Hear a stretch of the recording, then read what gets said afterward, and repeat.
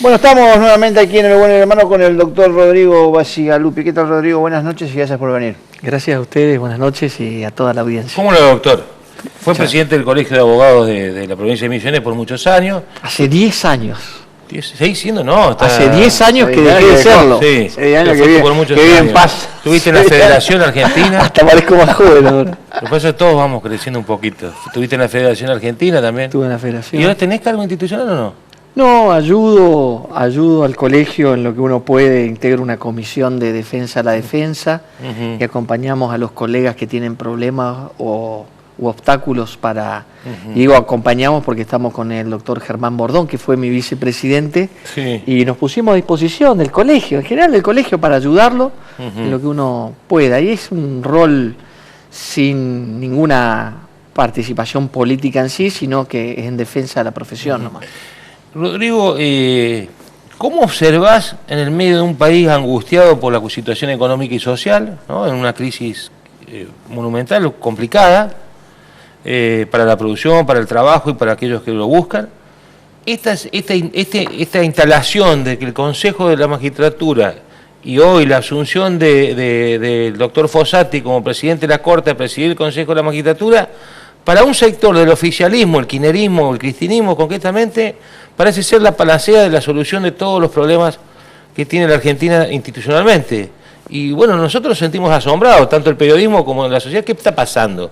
Explícanos un poco, ¿de qué se trata? Porque, bueno, en caso personal conozco más o menos cómo se compone un consejo, pero digo, ¿es tan clave, es decisivo en la vida institucional del país que un presidente de la Corte asuma la presidencia del Consejo de la Magistratura? Bueno, yo diría en términos así, esto es tan relevante que puede marcar el futuro de la patria, el futuro institucional de la patria, pero no le interesa a nadie. Claro.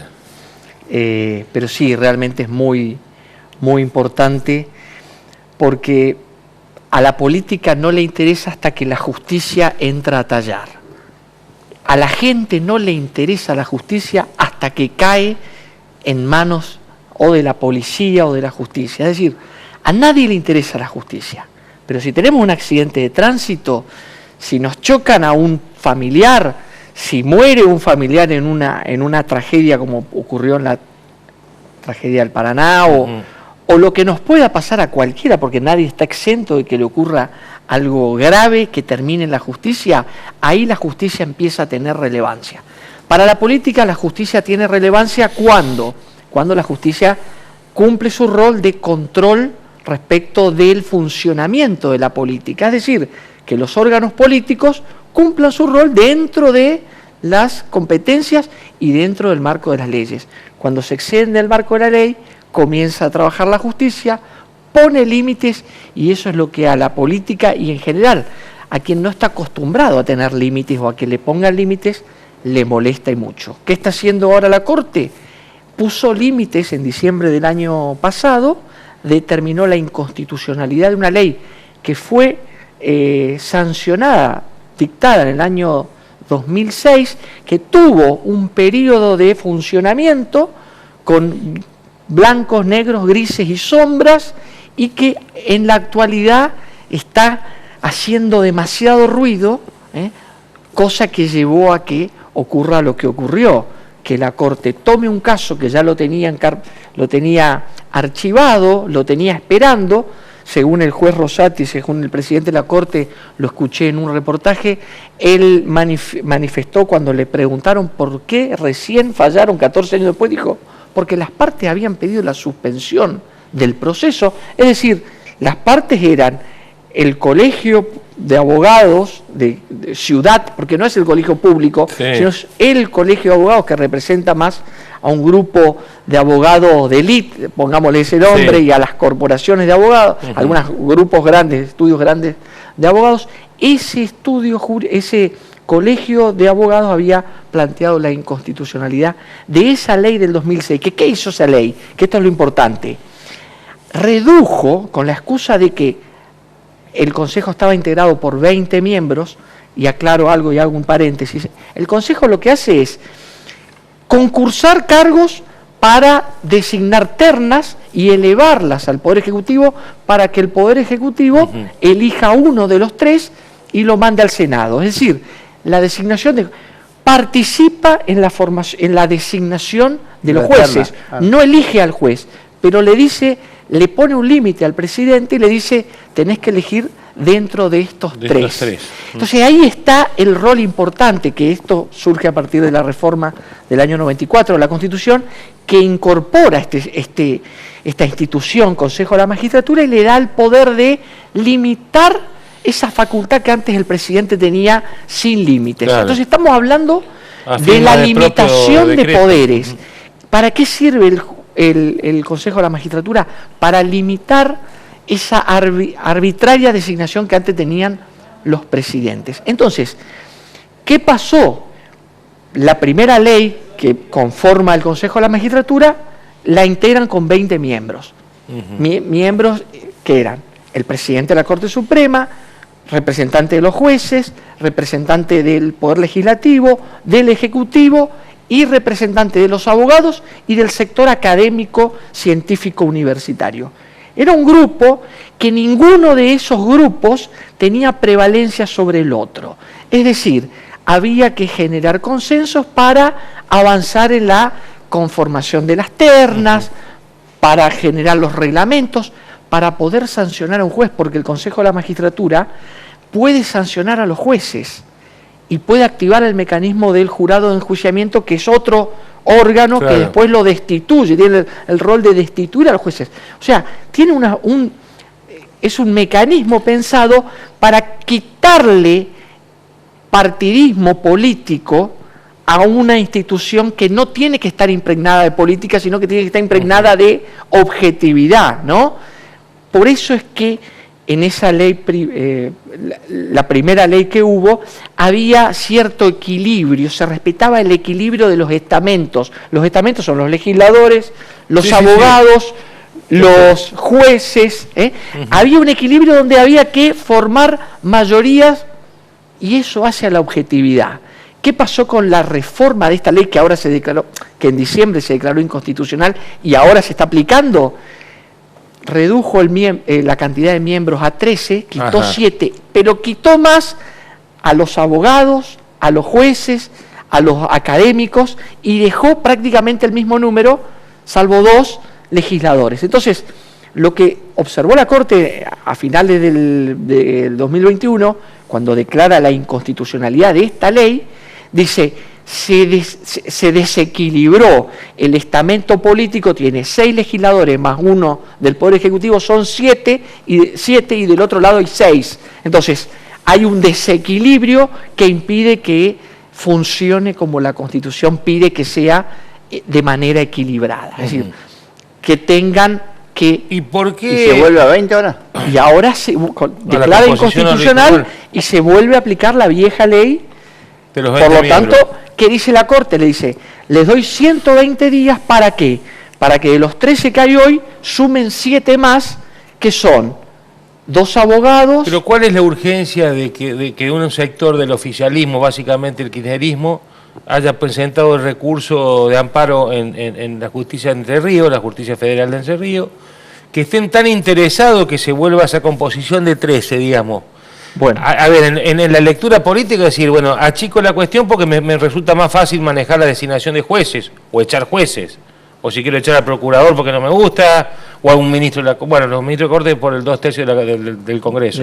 Pero en el caso de los jueces, que es donde se maneja... Bueno, ahora... hay una lectura profundamente política de lo que está pasando. Sí, justamente. Más allá del reclamo institucional y todas las banderas. Antes de venirme acá me leí todos los medios escritos, todos, y vi de un sector de los medios explicaciones técnicas coincidentes con la que sostiene al fallo de la Corte, y del otro lado lo que leí son todas consideraciones políticas.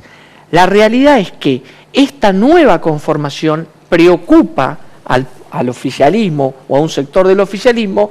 ¿Por qué? Porque estaban a punto de remover a 2 jueces de Comodoro Pi que eran incómodos, Bruglia y creo que es Bertossi el otro. Bertossi. Esos 2 jueces estaban a punto de salir porque iba el Consejo de la Magistratura en la actual conformación, es decir, de 13 miembros, estaba a punto de mandar la terna al presidente para que designe los 2 jueces que iban a sustituir a estos 2, a Bruglia y al otro. ¿Pero sin echarlos? No, porque ya como son jueces suplentes y están haciendo una especie de subrogancia en los juzgados de Comodoro Pi, ¿no?, a través de la aplicación de esa subrogancia que la misma Corte después impugnó y dijo, lo que hicieron estos jueces vale, pero le intimo al Consejo de la Magistratura a que llame a concurso y haga lo que tiene que hacer. Estos 2 jueces estaban subrogando. Entonces, el Consejo empieza a moverse cuando está a punto de salir, es decir, apuraron las designaciones, pero no llegaron a la fecha límite que le daba. Entonces, ¿qué hicieron? Intentaron a través de una torpeza judicial de un juez federal que yo creo que va a dejar de ser juez en poco tiempo, porque lo que hizo es aberrante, ordenar la suspensión de la ejecución de una sentencia a la Corte Suprema. O sea, es como vamos a jugar al fútbol y el 5 agarra la pelota con la mano y va corriendo al arco y la mete, ¿no es cierto? Sí, más o menos. Es un juez que actuó bajo esas reglas. Entonces, la Corte hoy anuló el fallo, le quitó el expediente, le dijo 3 horas, creo que es de Entre Ríos, le dijo 3 horas para que el expediente esté acá, o sea, salgan ya. Lo trajo, le anuló el fallo y le pidió una investigación para removerlo la Corte Suprema a un juez de primera instancia federal.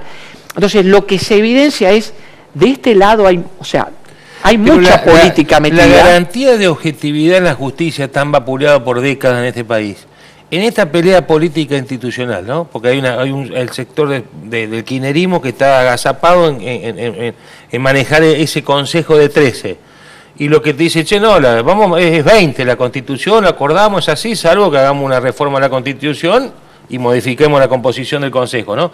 Que por otro lado, están todos los poderes representados en forma equilibrada, como decís vos, y demás, ¿no? Yo digo, ese mensaje que sucede en este país en crisis, y vos lo padecés como profesional también, digo, agiganta esa irresponsabilidad de la clase política, digamos, ¿no? Por lo menos un sector de ella, no sé, la lectura de hacer. ¿Por qué la urgencia? ¿Qué tienen que medir miedo de ir en cana? Es lo que decís vos al principio. Nadie le bola a la justicia hasta que te llaman o te toca una causa. Digo, el temor es eso, que el político que tiene manchada o en duda su buen nombre y honor o su buen accionar termine... Son casos de Comodoro Pi que seguramente tendrán que ver con la ruta con las causas y los temas que tienen que ver con el kirchnerismo. Absolutamente, está todo eso imbricado, está metido en esta situación y la puja es paralizar al Consejo, o sea, ahora lo que les queda es paralizarlo, y del lado de la oposición no sé si hay mucho interés en sí mismo en que funcione el Consejo de la Magistratura, porque el statu quo, así como están los jueces, hoy de alguna manera le conviene también a la oposición. Yo no sé, sí sé que el presidente de la Corte Suprema ya asumió el cargo de presidente del Consejo de la Magistratura y naturalmente seguramente va a impulsar ya dictaron un fallo aclarando por las dudas de que si quedaba alguna duda de si el fallo del 21 se iba a aplicar o no, porque la Corte había dicho que le daba 120 días y que debería integrarse todo el cuerpo y jurar todos juntos.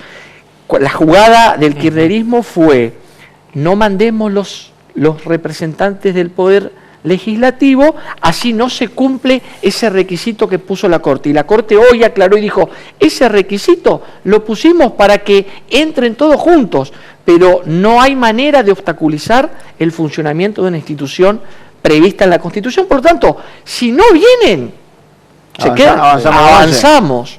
El mensaje de la Corte fue clarísimo, y para los que estamos todo el tiempo leyendo los fallos de la Corte, las leyes, sabiendo y enseñando en la facultad de que es la Corte la última intérprete de la Constitución y que no hay poder político que pueda avasallar lo que la Corte diga, es decir, lo que la Corte dice es la última sentencia y debe ser cumplida, si no hay dudas, están dadas. En todo caso, ¿por qué el Congreso no dictó la ley dentro del término dado por la Corte. Lo puede hacer mañana. El Congreso se puede reunir, consensuar una ley y dictarla. Lo que pasa es que estamos en manos de adolescentes, digo yo, muchas veces da esa sensación. Coincido. Que no se pueden reunir o pesan tanto los intereses políticos que si no son adolescentes se comportan como tales y pierden el destino. En la mirada política lo que llama la atención es que es también una muestra de debilidad, porque parece ser también un sector de poder en retirada dentro del propio poder ejecutivo, ¿se entiende? Vos ves a Cristina como vicepresidenta de la Nación y los diputados y senadores que le responden, y todo ese colegiado de militantes que se dan en las redes sociales principalmente, también parte de los medios, como planteando la asunción de Rosati como una cuestión clave, digamos, en la vida institucional hacia lo que ellos consideran es una persecución. Entonces está siempre por encima el personalismo o ese liderazgo fuerte por encima del resto de lo que está pasando en el país, ¿me entendés? Eso es lo que uno ve. Es decir, sí, muchachos, están más preocupados, hablando en criollo, en que no metan en cana a la jefa, que no va a terminar en cana, acá no va en cana ni un político, lamentablemente, que en consolidar las instituciones para saber si podemos salir del caos de la economía y lo social, ¿se entiende? Sí, eso sí. es lo que... Y a mí me llamó la atención... Esa creo que es la lectura. Que no hubo ninguna opinión técnica de parte del lado... Estuve leyendo página 12, me estuve informando a ver cuál era el fundamento técnico para hacer lo que estaban haciendo. Y no había ninguno. O sea, todas las opiniones, incluso de juristas del kirchnerismo, eran políticas, es decir, llenas de contenido político, claro. Y la crítica a la tribuna, ¿no es cierto? Pero estamos hablando de fallos de la Corte Suprema, de leyes que siempre fueron sospechadas de que perseguían quitarle objetividad y autonomía a la justicia.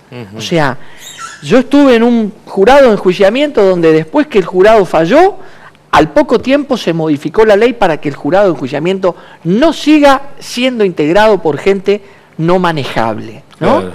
Y esto es lo que se palpa en el día a día.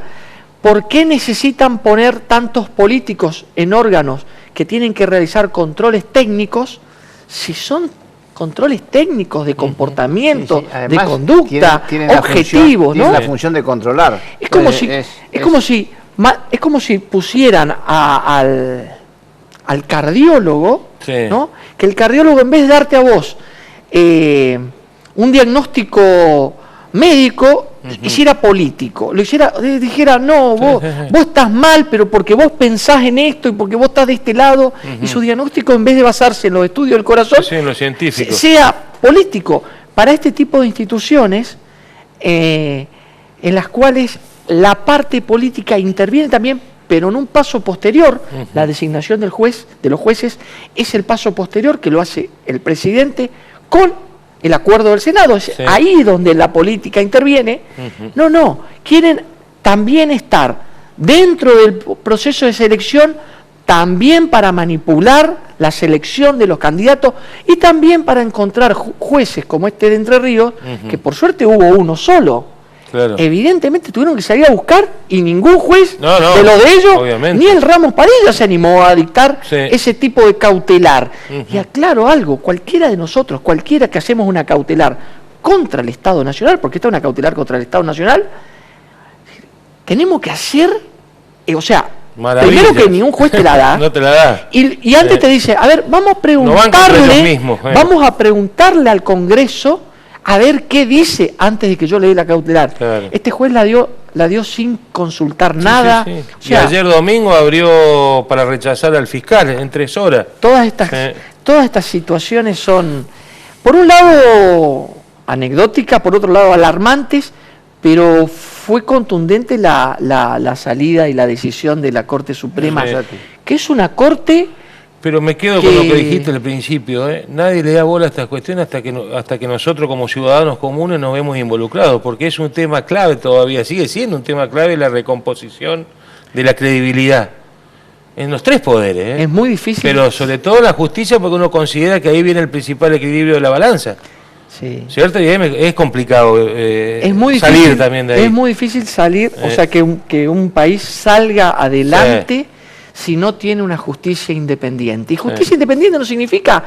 Yo tengo un montón de amigos súper peronistas que serían excelentes jueces. Totalmente. Y no los designan a ellos, designan gente que por ahí uno dice, pero no se preparó tanto para Yo siempre ejercer la recuerdo magistratura. que en paz descanse, el Beto y Fran. Bueno, el Beto y Fran. Tenía el juzgado civil, era el más prolijito de todo y venía de ser vicegobernador.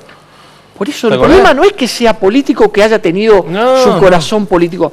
Muchos jueces designados durante la época del radicalismo fueron jueces excepcionales. Tal cual. Excepcional. López Liva, que se jubiló hace poco. Sí. Una jueza, pero excepcional. No se imagina la gente lo que los abogados extrañamos a López Liva. Claro. ¿Por qué? Porque era independiente y era una señora magistrada. Es decir, tenía críticas que tardaba mucho, pero ¿qué le hacía al Superior Tribunal? Le quitaba personal, le mandaba gente que se enfermaba mucho, la boicoteaba. No era del palo, digamos. No era del palo. Claro.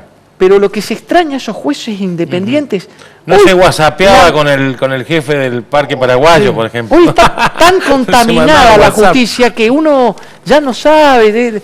Cuando va a litigar contra el Estado le tiene que decir al cliente, mirá, los jueces que hay, la mayoría ahora, salvo excepciones que las hay, tengo mucho respeto por los jueces laborales y las cámaras, pero... Porque además después te agarra en realidad, la emergencia económica para completar el círculo. Para completar, te aplican una de esas y sonaste, pero es muy difícil y cuando la justicia no tiene esa confianza en sí misma, que no tiene que depender del político, que lo designó un político, pero decir, bueno, acá terminó, tengo que fallar, tengo que ser objetiva, tengo que usar la ley, el corazoncito lo dejo de lado.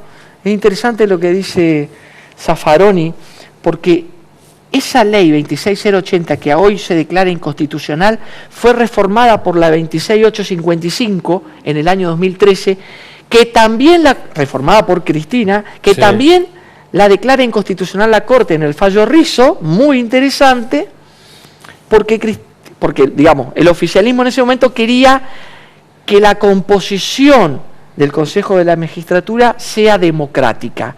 ¿Qué buscaba? Que los representantes de los estamentos, jueces, abogados y científicos, sean elegidos por el pueblo y no por los pares. Los pares a los que ellos representaban, que eran a los abogados, a los jueces y a los científicos.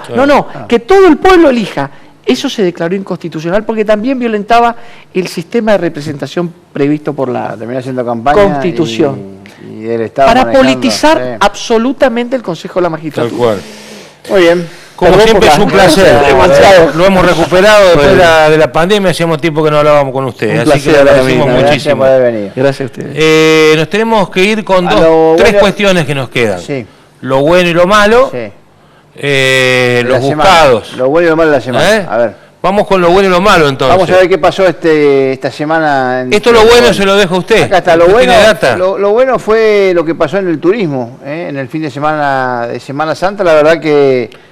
claro, por la necesidad y las expectativas que generó. Acordate que la Semana Santa del año pasado estábamos todos adentro, sí, ¿no? Y la anterior ni te cuento. La pasada, sí, más o menos. La anterior ya... Ahí nos largaron un ratito. En la anterior yo me acuerdo que para ir a Córdoba tuve que pedirle permiso a Zaffaroni, tuve que le pedí permiso. Sí, bueno, muy bien la Semana Santa, 95% de ocupación en Iguazú, 90% me dicen Posadas y San Ignacio. Así que mucho turismo brasilero, turismo... pero mucho brasilero de este lado, y claro, le rinde turismo los lecop, paraguayo, los reales. Turismo de Uruguay, así que veían ¿Pero cuánta gente? ¿30.000, 25? ¿Cuánto entra en la catarata? No me pasaron datos de personas, sí de ocupaciones, ocupación a full. Sí, en porcentaje. Muy poco lugar en todos los hoteles, y lo bueno es que ya Posadas tiene el 90% de ocupación, San Ignacio, o sea, empieza también a sentirse en otros lugares, no solamente en Iguazú. Hay que ver la cantidad de camas y eso. Bueno, sí, claro, pero digo, va sumando... Si vos metés porcentaje, me dibujó un mundo fantástico. No, bueno, pero que... Yo soy de los que primero dudo. Que los hoteles de Posadas, que hoy hay varios, tengan ocupación, totalmente. Ya es una buena, siempre laburaban con con 60, 65. Todavía falta que le pongamos un poco de onda a la ciudad, ¿no? O sea, faltan Sí. atractivos turísticos. Y pero... yo creo que así como vimos en Semana Santa, podría ser Lalo amasando chipa ahí en el cuarto tramo. Hay una nueva funcionaria ahora, secretaria de Cultura y Turismo de la ciudad. Por ahí ¿Quién es? arranca Belén Hernández. Jódeme. Sí. Por ahí arranca y le pone Belencita Hernández. Le pone onda al turismo, que acá la verdad que... Una colega, trabajadora, sí. Me Es gusta Belén. Es un tema pendiente en la ciudad. Muy bueno. Le deseamos muy buena gestión a Belén. Sí, muy bien. Le dije Carlito, mi amigo. ¿Y lo malo, García? Vos sabés que la carne, yo soy carnívoro. El asado. A vos te preocupa el asado. ácido úrico me dio por para las nubes. atrás. No, estoy ahí. A lo purinol. Te doy Dice la que cae receta. fuerte el consumo y los precios suben por encima de la inflación, lo dice Ámbito, que hasta es bastante amigo del gobierno, por eso pusimos el Ámbito. Dice, en marzo el consumo se ubicó en apenas 47,7 kilos por habitante por año. 47 Si kilos. lo dividí en 365, estamos comiendo poco churrasco y más polenta. Dice que los valores aumentaron en promedio alrededor del 8,2%.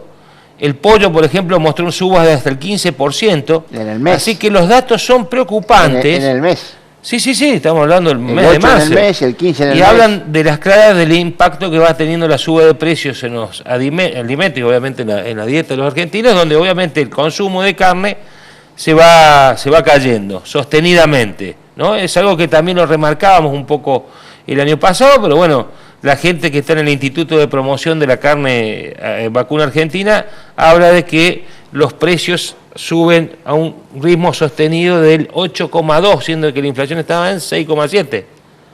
Estamos jodidos con el tema, ¿eh? Sí, el alimento encima. Sí. Todo tiene que ver con la comida, así que Sí, es peor aún. Así que bueno. Dice que el último pico de consumo de carne vacuna fue en el 2009. Mirá vos. Era de 70 kilos por habitante por año. 13 años después el consumo cayó nada menos que 22,6 kilos por habitante por año. Sí. Es mucho, ¿eh? Sí, mucho. Muchísimo. Bueno, muy bien. Voy a tener que cerrar ¿Qué más tenemos? Los buscados, sí, nos tenemos que, vamos, Los rápidamente. buscados son a los dos, buscados. ¿eh? Bueno, Bueno, Juan Marcelo Rodríguez se sacó ya, todos los premios sí, en la ya, quinela, en la ya poseada. Ya lo buscaron, lo El encontraron. expresidente está. Rifai a partir de hoy, que renunció ante el mediodía, presentó la renuncia, fue aceptada, y rápidamente fue designado Roque Gervasoni, que hablamos de esto en los pinchos. Roque, el chipero Gervasoni, Sí. a partir de hoy. Yo diría que mañana, cuando asuma, vaya con remera. Porque está sensible la situación. No me pasé mucha joda, pero bueno, no es el momento, digamos. Sí, ¿no? sí. Y el segundo buscado del día de hoy. Vos sabés ¿quién que el es? buscado este lo pidió la producción porque hoy salió por todos los medios a capitalizar el boom turístico de fin de semana, Filipa. Ah, mira. Claudio Filipa. Filipa, yo pensé Sí. que pareció Loreiro Y también. entonces algunos muchachos le recordaron que también hubo este fin de semana reclamos de los habitantes de Iguazú pidiendo mejor calidad en el servicio eléctrico, El mejor agua, calidad en el servicio del agua, La luz. que mejore la ciudad, que no tenga que ir el gobierno a la provincia, embellecer la ciudad, o vialidad y demás, y que dice que deje de saludar con sombrero a gente ajeno porque dice que ni siquiera apareció allá para poner la cara en el corte de la ruta, cosa Una que interna renovadora importante. hay una interna feroz ahí. Mirá vos. Si querés mañana te cuento. Bueno, Porque dale. no podemos contar Bueno, todo. muy El bien, otro hasta aquí lunes. llegamos, los esperamos como siempre el lunes que viene aquí en la mesa del bueno y del malo. Que la pasen bien y gracias por acompañarnos.